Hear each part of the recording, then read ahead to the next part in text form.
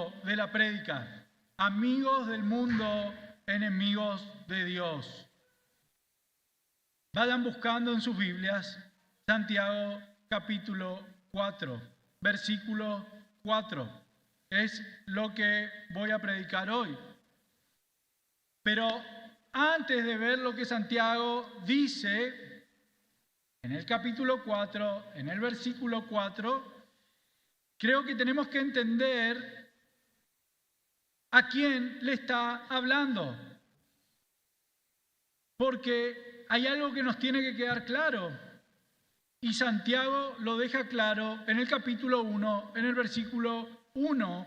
Y es a quién le está escribiendo esta carta. Dice Santiago en el capítulo 1, Santiago, siervo de Dios y del Señor Jesucristo, a las 12 tribus que están en la dispersión. Hermanos, como nos acaba de decir el texto, Santiago no le está escribiendo a personas que no creen en Dios. Primer punto.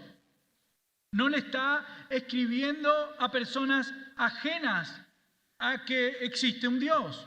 Le está escribiendo a judíos que estaban en la dispersión. Bien, a las 12 tribus. Es decir, personas que conocían la palabra, personas que profesaban fe, personas que estaban dentro del pueblo de Dios. Es decir, en otras palabras, a personas como vos y como yo, a personas como nosotros. Santiago le está escribiendo esta carta a personas como nosotros, gente que viene a la iglesia, gente que conoce la Biblia, que dice amar a Dios, pero cuya vida no siempre refleja esto. Fíjense que Santiago no está confrontando al mundo, está confrontando a gente que está dentro del pueblo de Dios, pero que desea vivir como el mundo. Repito, Santiago no le está confrontando a la gente que está en el mundo. Santiago lo está confrontando a la gente que está dentro del pueblo de Dios, pero que sus deseos son de vivir como vive el mundo. Y cuando llega al capítulo 4, lo que hace este medio hermano del Señor Jesús, acordémonos que esto es impresionante, lo estudiamos bien a fondo cuando predicamos toda la carta de Santiago. Él recién cree cuando el Señor se lo aparece resucitado. Y era el medio hermano, él convivía con Jesús como cualquiera de ustedes, niños que convive con su hermano. Y después, recién creyó cuando Jesús se le apareció. Pero cuando llegamos al capítulo 4, vamos a ver que Santiago no va a suavizar el mensaje. Y ahora sí, acompáñenme a Santiago 4:4. Dice así: oh almas adúlteras, ¿no sabéis que la amistad del mundo es enemistad contra Dios? Cualquiera, pues, que quiera ser amigo del mundo, se constituye en enemigo de Dios. Amén. Eso dice la palabra de Dios. Así que podemos decir amén. Hermanos, hay palabras en la Biblia que consuelan. ¿Estamos de acuerdo con eso? Hay palabras en la Biblia que nos consuelan, ¿sí? Pero hay palabras en la Biblia que nos despiertan, que son como un mazazo para nosotros, cuando muchas veces cualquiera de nosotros puede estar durmiendo en su vida espiritual. Esta es una de esas palabras. Esta palabra no está acá para que vos y yo nos sintamos cómodos, sino que fue escrito para romper ilusiones espirituales en cada uno de nosotros. Porque a cada uno de nosotros nos pasa un poco de lo que vamos a ver hoy. Y es que muchas veces, muchos de nosotros creemos que podemos amar a Dios y amar al mundo, que podemos seguir a Cristo y encajar con todas las personas que están a nuestro alrededor. Que podemos tener fe sin rendir nuestro corazón enteramente al Dios que decimos tener, en el Dios que decimos tener fe. Pero Santiago no deja espacio para eso. Él presenta una realidad absoluta, y de esto los quiero persuadir, de que no existe neutralidad en la vida espiritual. Pero debemos entender bien esto. Es muy importante que entendamos qué es que no hay neutralidad. No significa, en primera instancia, que toda acción automáticamente es pecado o muestras de santidad externa, sino que todo en nuestra vida, hermanos, está conectado con nuestro corazón y con nuestra relación con Dios. No hay nada en tu vida y en mi vida que escape a nuestra relación, a nuestro vínculo con Dios. Como dice la primera epístola a los Corintios, en el capítulo 10, en el versículo 31, no hace falta que lo busque, este texto es muy conocido: si coméis o bebéis, o si hacéis otra cosa, hacedlo todo para la gloria de Dios. Es decir, lo que nos está diciendo Pablo acá, en esta carta a los Corintios, es que nada en nuestra vida queda fuera del alcance de Dios. Incluso en lo cotidiano, o lo cotidiano entra dentro de la esfera espiritual también. Por ejemplo, vamos a dar, y esta es una carta práctica. Cuando nosotros hablamos de Santiago, sabemos que es una carta netamente práctica. Entonces vamos a intentar, con la ayuda del Señor, de poder hacerla práctica en la vida de cada uno de nosotros. Por ejemplo, hermanos, si yo me preguntara si llevarlo a mi hijo al partido de fútbol es una práctica contraria a lo que me está planteando acá el texto y toda la Biblia, ¿no es cierto? Entonces yo me pregunto, ir a llevarlo a mi hijo y ir a ver el partido de fútbol de mi hijo, ¿es contrario a los designios de Dios? No necesariamente, ¿no es cierto? Yo amo a mi hijo, lo quiero acompañar, doy testimonio de mi fe. De hecho, que eso es algo que pasa en lugares donde a veces no es el mejor ámbito, pero después te dicen, ¿ustedes creen en algo? Porque son distintos, ustedes no gritan como grita el resto. Entonces, eso es lo que pasa cuando nosotros vamos a esos lugares, pero nuestro corazón sigue estando en Dios. Ahora, si nosotros vamos y nos obsesionamos con eso, nos hacemos fanáticos de algo, si tu obsesión está en el rendimiento de tu hijo, si te estás obsesionando con eso y reaccionamos con ira o con orgullo, que eso nos lleva muchas veces a la competencia, por eso es que tenemos que educar, instruir a nuestros hijos. Eso revela mundanalidad. Entonces, a lo que quiero ir es que la actividad es la misma, pero lo que cambia es el corazón, la actitud del corazón con lo que yo voy a ir a hacer esa actividad. Y no hay neutralidad, hermanos, porque no hay áreas de tu vida y de mi vida, o no debería haber áreas de tu vida y de mi vida donde Dios no tenga autoridad. Amén. Dios tiene autoridad sobre todas las áreas de nuestra vida. Y esto es muy importante que nosotros no solamente lo entendamos, y hay una cuestión que tiene que ver con el entendimiento primero, pero después que lo vivamos. No hay área en la vida de un cristiano que salga o que pueda salirse de la autoridad de nuestro Dios al que servimos. Y nos compró por completo. Él no te compró una parte de vos, Él te compró entero. Cuando sos esposa, cuando sos hijo, cuando sos deportista, cuando sos estudiante. Imaginemos con una ilustración algo que sería insólito pensar en la mente de cada uno de nosotros. Imaginemos un hombre que está a punto de ir a la guerra, dice, ¿no es cierto? Yo quiero ir a la guerra, pero yo no quiero tomar partido por ningún bando. ¿No es cierto? Yo quiero ir a la guerra, pero no voy a tomar partido. Quiero ser amigo de ambos. Es imposible, ¿no es cierto? No se puede. Si estás ayudando a uno, te vas a convertir en enemigo de otro. Entonces Santiago nos está diciendo acá exactamente eso. Así es con Dios y con el mundo. Pero antes de seguir, déjenme darle un poco de contexto expositivo de cómo llegamos a Santiago 4:4.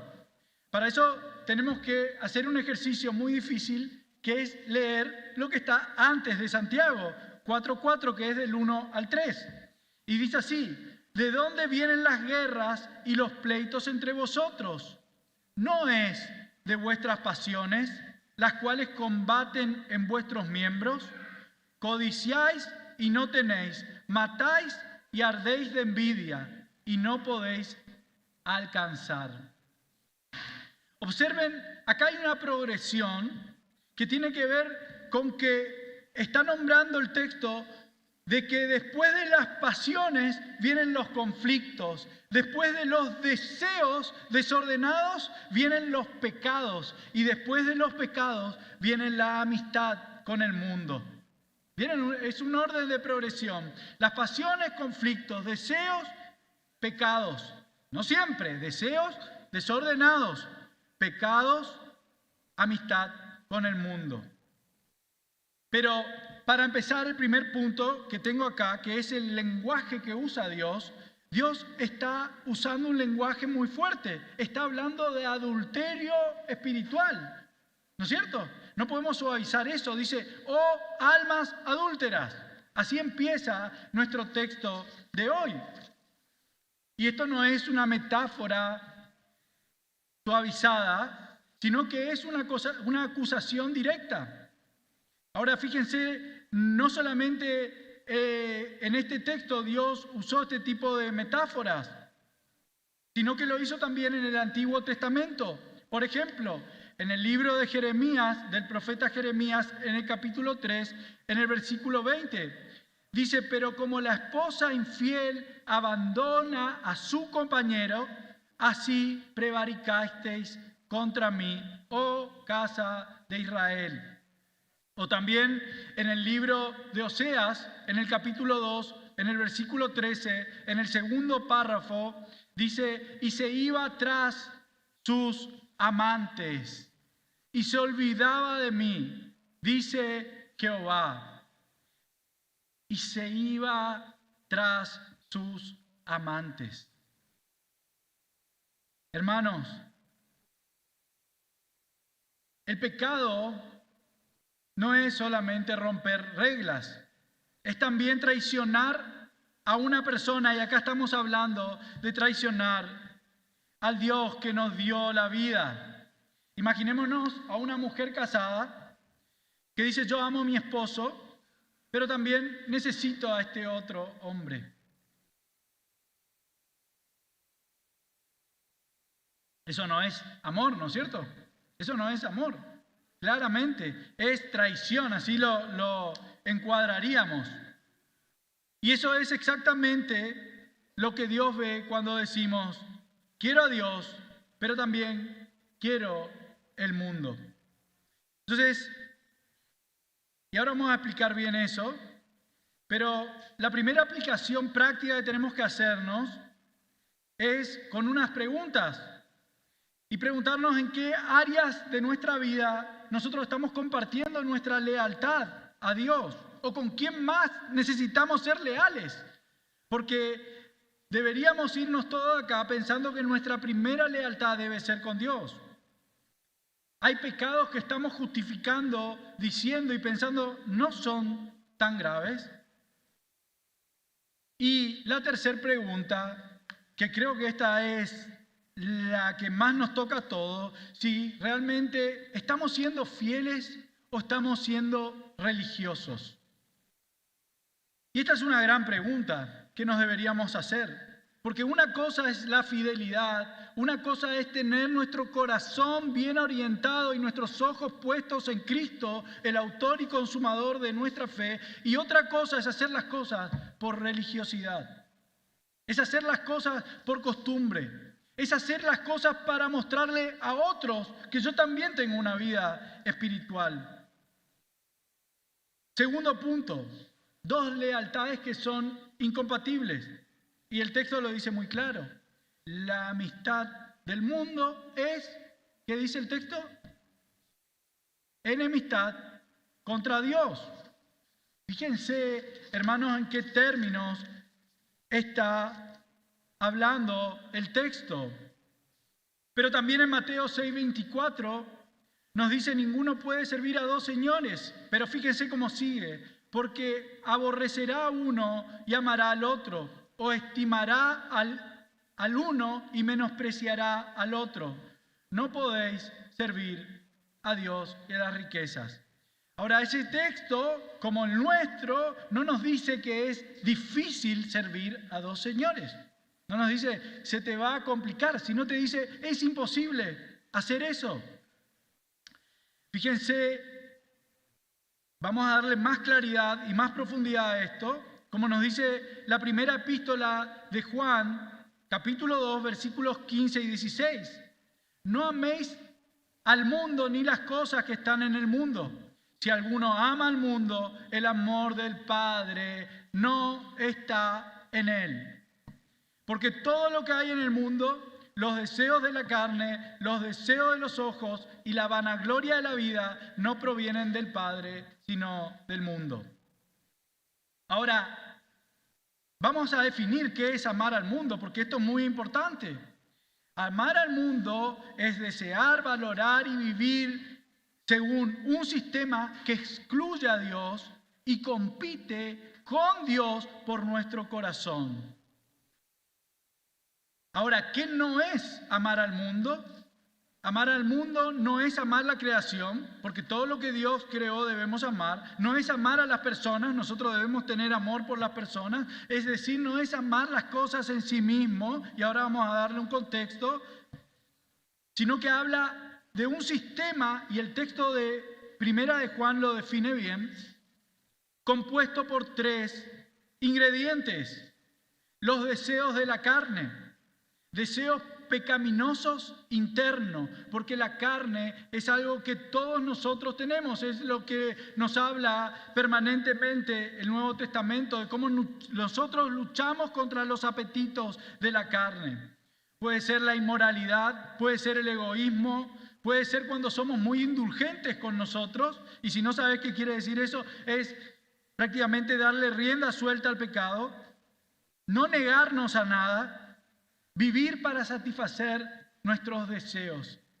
Y no sé si recuerdan lo que le dijo Pablo a Timoteo, hablándole de los postreros tiempos, del carácter de los hombres en los postreros tiempos. Serán amadores de sí mismos y de los placeres más que de Dios. Ese es un gran alerta para cada uno de nosotros. Dios, pero pastor, Dios inventó el placer y Él quiere que nosotros nos deleitemos en el placer. ¿Eso es cierto o no? Sí. Ahora, cuando nosotros dejamos de aplicar la palabra, los principios y la voluntad de Dios para eso, ya estamos haciendo caso omiso y nos estamos corriendo para el otro lado. No sé si me entienden. Es cuando vivimos para el placer. Vivimos para el placer. Los deseos de la carne, en otras palabras, son esa voz interna que nos dice, quiero esto, aunque Dios diga lo contrario. Como esos nenitos caprichosos, ¿no es cierto? Yo quiero, no me importa nada. Quiero y quiero. No importa lo que diga Dios, no importa lo que me digan mis padres, yo quiero y lo quiero. A veces los grandes, nos comportamos así también. Segundo, los deseos de los ojos. Lo que estamos codiciando con nuestros ojos. A veces puede ser materialismo y díganme, ¿quién de nosotros no entra ahí? Vemos la propaganda de un auto chino y yo necesito eso para mi vida. Fíjate cómo se abre la puerta, fíjate cómo se cierra la puerta. Eso es lo que yo necesito para mi vida. Cuando envidiamos, cuando nos comparamos. Ahora, la pregunta que nos tenemos que hacer cuando nos pasa eso es preguntarnos, ¿qué es lo que realmente estamos buscando ahí, en ese deseo? Satisfacción, valor, seguridad. Porque el problema, hermanos, no es solamente lo que queremos. El problema es creer que eso puede darnos la satisfacción que solamente Dios puede darnos. Y este es un ejercicio que deberíamos hacer. Porque todos queremos cosas. No hay nadie acá, me atrevo a decir, que no desee algo material. Y eso no debería ser un problema. En tanto y en cuanto nosotros nos hagamos esa pregunta y entendamos qué es lo que queremos, qué creemos que eso puede darnos. Tercero, la vanagloria de la vida. Esto tiene que ver con el orgullo, con la autosuficiencia, con vivir para impresionar a otros, buscar estatus, confiar en uno mismo en vez de Dios. Es cuando nuestra identidad ya no está en Dios, sino en cómo los demás me van a percibir, cómo los demás me están percibiendo, cómo me ven los demás, no cómo me ve Dios. Quiero ser respetado, quiero tener estatus, quiero que cuando me vean digan, wow, mirá, este tipo se comporta. Y ojo, porque ahí otra vez, está bueno que tengamos un buen testimonio, hermanos, y que las personas digan, este tipo tiene algo distinto, se comporta de una manera distinta. Pero si eso no deviene de un corazón transformado, es pura religiosidad. ¿Por qué hacemos las cosas? Entonces, amar al mundo, para resumir, es amar el pecado, amar la autonomía de vivir sin Dios y amar lo creado más que al Creador. El Evangelio de Juan, en el capítulo 3, versículo 19, ese texto que todos conocen, dice, los hombres amaron más las tinieblas que la luz. Lo dijo el propio Señor Jesús. No es ignorancia, es preferencia. ¿Lo pueden ver? Ahora, ¿cómo luce esto en la vida real? ¿Cómo luce esto en la vida de cada uno de nosotros? Veamos algunos ejemplos. Por ejemplo, en las decisiones. Elegimos lo fácil antes que lo correcto. Repito, elegimos lo fácil antes que lo correcto. Sabemos que decir la verdad en el trabajo nos puede traer consecuencias, entonces decidimos mentir, omitir la verdad. O negociamos con el pecado en las decisiones. Decís, solo esta vez, una vez más. Cuando volvés a hacer algo que ya sabés que Dios lo aborrece. En actitudes, cuando justificamos lo que Dios condena. Por ejemplo, decís, todos lo hacen, ¿por qué yo no lo voy a hacer? Y lo decimos para justificar a veces chismes, críticas, o nos adaptamos para encajar. Chicos, los que están en la secundaria, en la universidad y aún los adultos. Nos reímos de bromas inapropiadas inapropiadas, que sabemos que no le gustan a Dios, pero para no quedar mal con el grupo, para que no digan, uy, Pero también en la mente, cuando pensamos como el mundo, por ejemplo, creemos que el éxito es tener dinero, reconocimiento, en lugar de serles fieles a Dios. Y el mayor éxito en la vida de un cristiano, hermanos, créanme, que debiera ser buscar ser fiel a Dios. Buscar primero el reino de Dios y su justicia, y saber que lo demás va a venir por añadidura. Adaptar nuestros valores. Priorizar nuestra comodidad antes que obedecer a Dios, cuando eso cuesta, cuando es más costoso. Y también puede pasar en el corazón, cuando Dios no es nuestro mayor tesoro. Por ejemplo, nos duele más perder dinero o estatus que perder tiempo con Dios. O cuando otras cosas nos dominan. No podemos dejar el celular, las redes o el entretenimiento, aunque sabemos que eso nos aleja de Dios muchas veces. Pero para no confundir, hermanos, para no confundirnos, amar al mundo no es tener cosas, no es disfrutar de la vida, no es trabajar, descansar, compartir, sino es cuando esas cosas ocupan el lugar que solo Dios debe ocupar en nuestras vidas. Romanos 1:25 nos da la definición de lo que es amar al mundo en esencia. Cambiaron la verdad de Dios por la mentira, honrando y dando culto a las criaturas antes que al Creador. Eso es una definición. Amar al mundo es amar una vida donde Dios no es nuestro centro. Es cuando no disfrutamos solamente de las cosas, sino que vivimos para ellas, para tener más cosas. Vivimos por eso. Ese es nuestro propósito en la vida.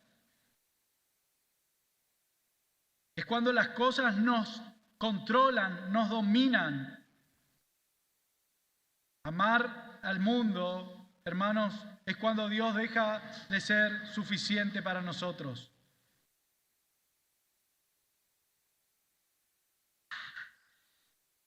Hermanos, amamos al mundo, así como el camaleón, ¿no es cierto? Todos saben cómo hace el camaleón, que según donde esté, para tener seguridad, va haciéndose igual al entorno, va cambiando de color. Muchos cristianos, muchas veces, podemos hacer lo mismo. En la iglesia tienen un lenguaje espiritual, en el trabajo un lenguaje mundano. Con los creyentes, convicciones firmes acerca de Dios. Con el mundo nos adaptamos. Eso no es sabiduría. Eso no es, como se dice, viveza criolla. Eso es tener una doble lealtad,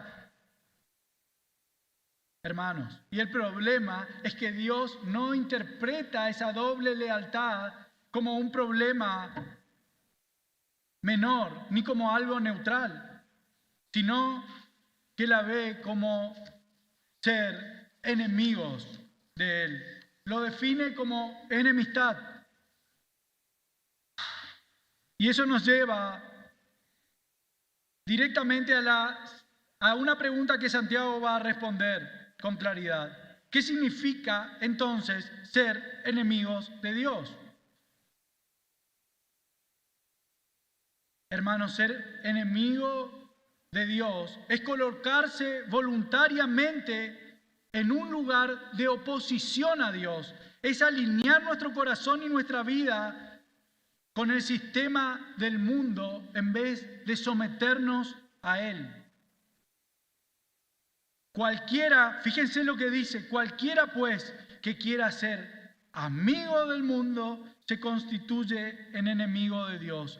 No dice que Dios lo hace enemigo, sino dice que Él mismo se constituye. O sea, la persona que quiere ser amigo del mundo se constituye él mismo se pone en esa situación de decir, voy a ser enemigo de Dios.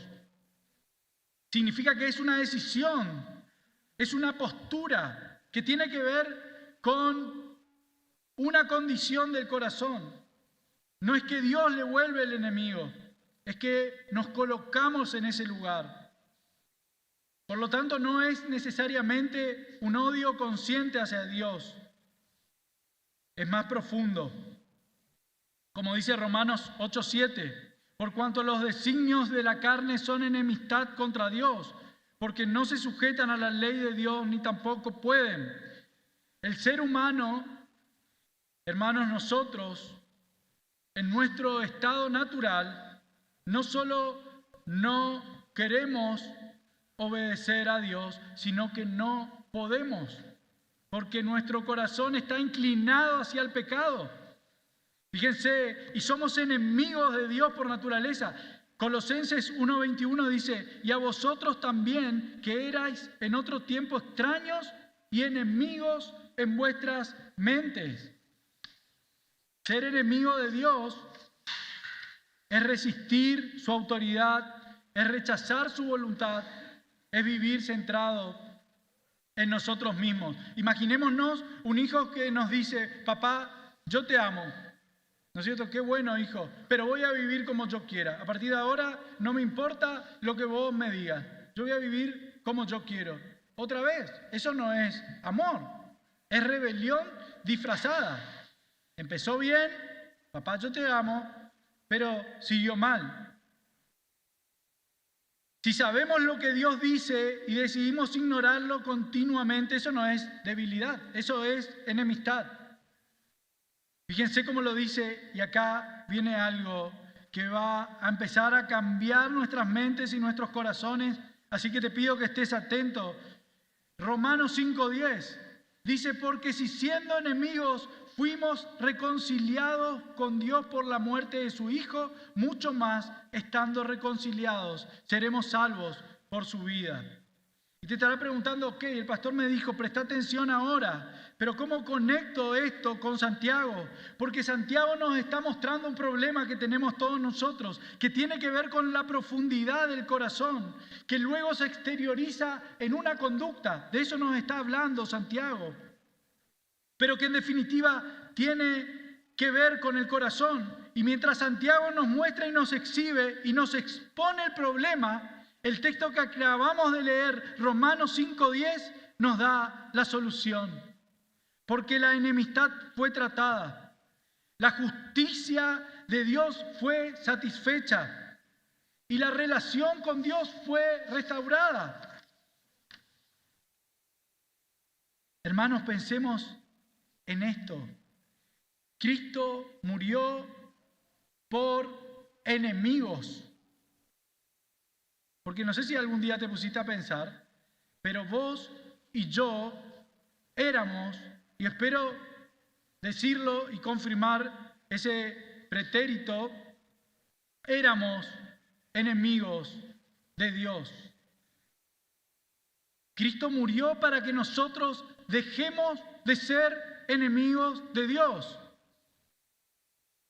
Y este es un punto muy importante porque, una vez más, la Biblia no solamente nos confronta, sino también nos lleva a una pregunta que debemos hacernos, que es ¿qué hace Dios con sus enemigos? Y la respuesta que da el Evangelio, una vez más, es gloriosa porque Dios no destruyó a sus enemigos, sino todos nosotros deberíamos estar destruidos. Envió a su Hijo por nosotros. Y si siendo enemigos fuimos reconciliados, ¡qué verdad! Cristo no murió por personas neutrales, hermanos. Murió por rebeldes. Murió por personas que habían elegido el mundo, que amaban el mundo y que habían despreciado su gloria. Y en la cruz, Cristo toma el lugar del enemigo, recibe la ira de Dios y abre el camino a la reconciliación.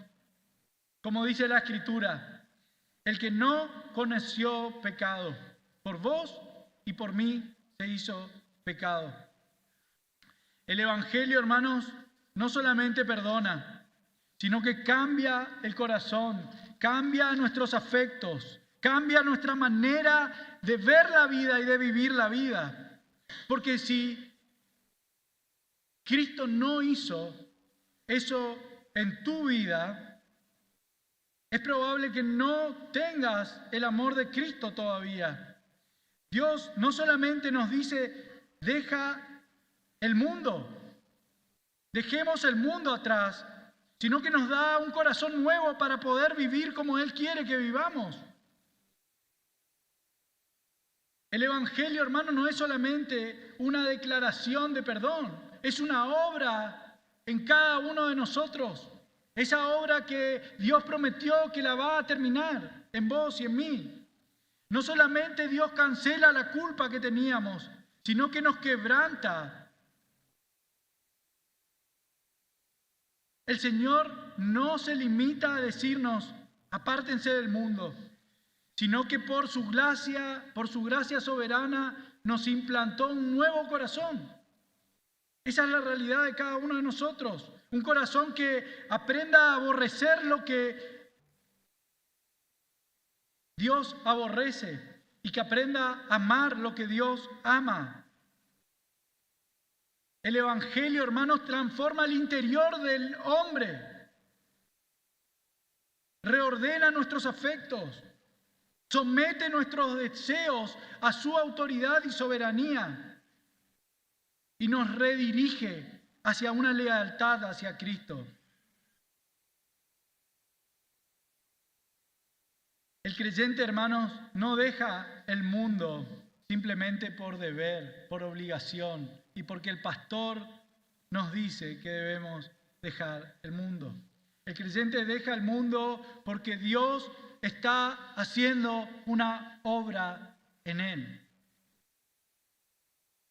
Porque recibió una nueva naturaleza y ahora es una nueva criatura. Porque ya no puede hallar deleite en el pecado en el cual antes se regocijaba.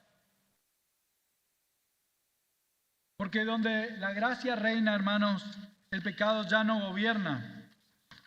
Pero una vez más, el gran problema es el amor. La solución es el amor y el problema es el amor. Porque acá el problema es que estás amando. Y como dijo Jesús, la luz vino al mundo. ¿Y qué hicieron los hombres? Amaron más las tinieblas. Era un problema de amor.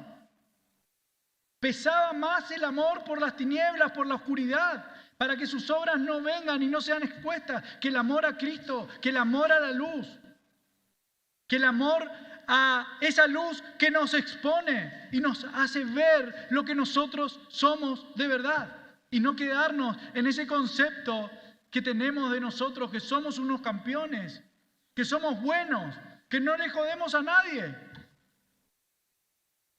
Si no mato, si no robo, si no... Soy un buen tipo. ¿Pero para quién? ¿Comparado con quién? Pero lo que quiero mostrarles es que no es un problema de ignorancia. Es un problema de amor mal dirigido. ¿Qué estamos amando más?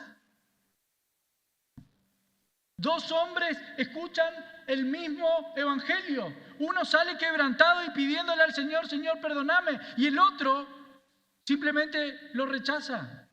Es un problema de amor. ¿Por qué? Porque aman cosas diferentes. Uno ama al Señor, ama la palabra, a pesar de que nos confronta, a pesar de que nos pega, a pesar de que nos duele y sobre todo le duele a nuestra carne. Y el otro simplemente lo rechaza, lo resiste. Ahora, cuando nosotros entendemos la profundidad del problema, la profundidad de cómo trata Dios estas cosas, entonces podemos ver la gloria de Dios en el Evangelio. Podemos ver la gloria de Dios en el Evangelio. Cuando miramos la faz de Jesucristo a cara descubierta, vemos la gloria. Porque si no, nosotros no tenemos arreglo, no tenemos solución. Ni el psicólogo, ni el psiquiatra, ni tu mamá, ni tu papá te pueden cambiar. Colosenses 1 nos define cómo era nuestra condición. Y a vosotros que erais en otros tiempos, leímos este texto, extraños y enemigos en vuestra mente. La enemistad, hermanos, no es externa. A veces vemos la enemistad contra Dios, los que arman una iglesia, entre comillas, satanista y hacen culto. No es solamente eso, es interna.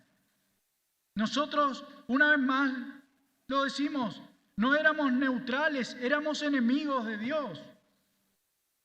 Pero como nos dice la carta a los romanos, siendo enemigos, fuimos reconciliados por la muerte de su Hijo. No nos podemos olvidar la sustitución que hubo a favor nuestro, hermanos. Entonces, si alguien dice yo soy cristiano, pero no hay un cambio de lealtad, debe examinarse seriamente. Hermanos, y para terminar, no nos preguntemos solamente si estamos yendo a la iglesia, si somos mejores que otros. Preguntémonos a quién realmente pertenecemos y a quién estamos amando por sobre todas las cosas. Porque Dios no acepta corazones compartidos. Dios no te deja espacio para ser un fanático de cualquier cosa.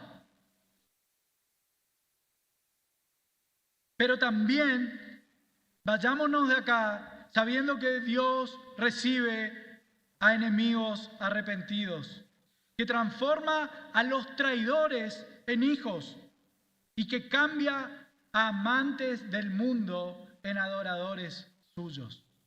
¡Qué linda esperanza! Entonces, el problema, hermano, no es que el mundo nos atraiga. El problema es cuando dejamos de luchar con esa atracción, porque tu carne va a querer más y más y más, y va a depender de vos, de tu relación con Dios. Va a depender de vos, y no quiero hacer toda la aclaración, pero de tu relación con el Señor, para que Él obre a través de su Espíritu Santo que mora en vos y en mí, y nos cambie, y podamos tener vidas que glorifiquen a nuestro Dios. Amén. Una prédica práctica, espero. Oremos.